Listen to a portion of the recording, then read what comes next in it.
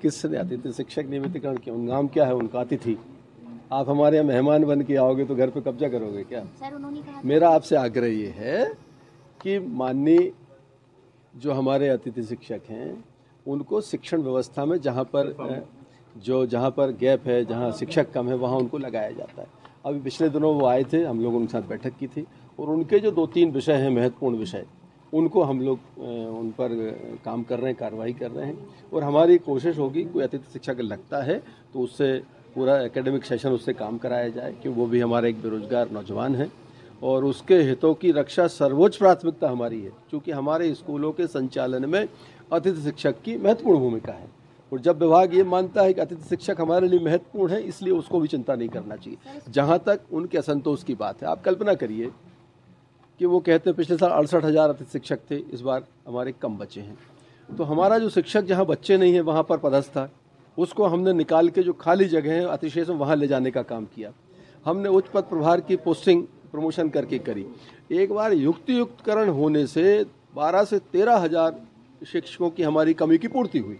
तो स्वाभाविक रूप से जहाँ पूर्ति हो गई वहाँ शिक्षक क्यों भर्ती करेंगे हम? वो संख्या तो कम आना ही है, और अगर हम करेंगे तो उनकी सैलरी कहाँ से देंगे?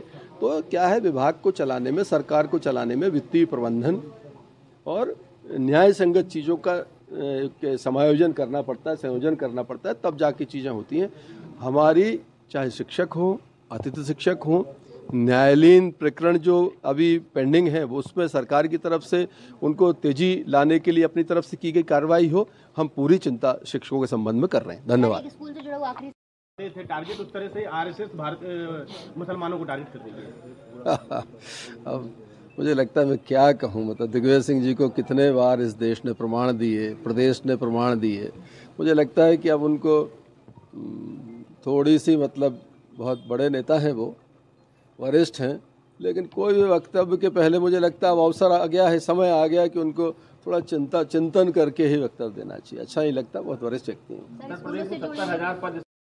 कहा जा रहा था कि 10 साल से जो शिक्षक स्कूलों में जमे उनको ग्रामीण इलाकों में भेजा जाएगा, लेकिन सर अभी हाल ही में जो 1 या 2 साल पहले शिक्षक यहाँ पर पहुंचे हैं उनको अतिशेष में रखा गया है, और वो भी ऐसे शिक्षक जो सिर्फ एक विषय के एक ही स्कूल में है।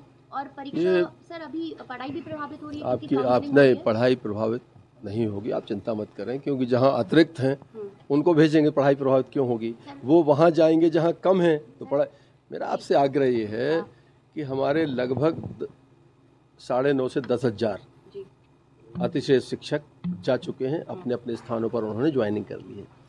अभी हमारे 3,500-4 हजार शिक्षक हैं, 3,500 जिनको किया जाना है।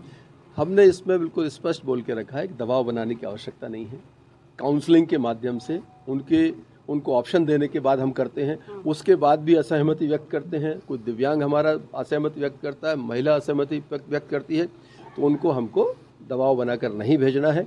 सरकार उसकी अलग से नीति बनाएगी, लेकिन चूंकि ऑनलाइन चीज़ें हैं, पोर्टल पे हम काम कर रहे हैं, कई बार हल्की फुल्की पोर्टल की विसंगति के कारण कोई चीज़ जो है निकल के आती है, तो उनको विभाग जो है कमिश्नर हमारे, उनको अलग से देखकर ऑफलाइन भी अगर मदद करने की आवश्यकता होगी तो हम करेंगे। जो आपने बात की, आपका प्रश्न स्वयं इस बात का प्रमाण दे रहा है। माननीय सर्वोच्च न्यायालय ने अगर कोई निर्देश किया है तो सरकार पालन करेगी।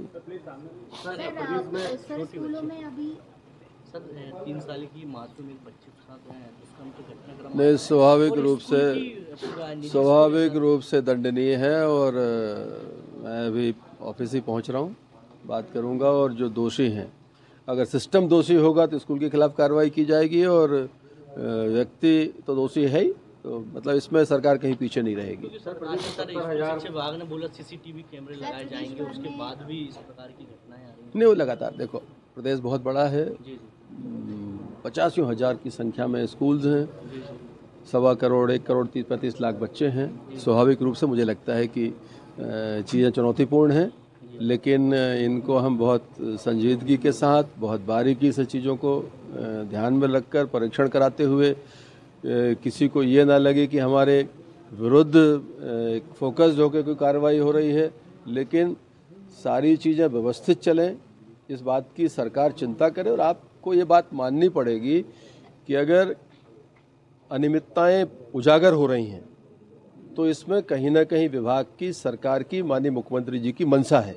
इसलिए चीज़ें निकल कर प्लेटफॉर्म, अगर भ्रष्टाचारी पकड़े जा रहे हैं तो आपको ये मानना पड़ेगा कि सरकार का मन है भ्रष्टाचारी पकड़े जाना चाहिए, सरकार की प्रायोरिटी लिस्ट में ये काम है, इसलिए उन पर कार्रवाई हो रही है। तो हम लोग, आप निश्चिंत रहें, पूरा मतलब इसको चिंता से इन विषयों को हम ले रहे हैं। अगर आप ये वीडियो YouTube पर देख रहे हैं तो हमारे चैनल को सब्सक्राइब करें और बेल आइकन को दबाना ना भूलें। अगर आप Facebook पर ये वीडियो देख रहे हैं तो हमारे पेज को लाइक करें।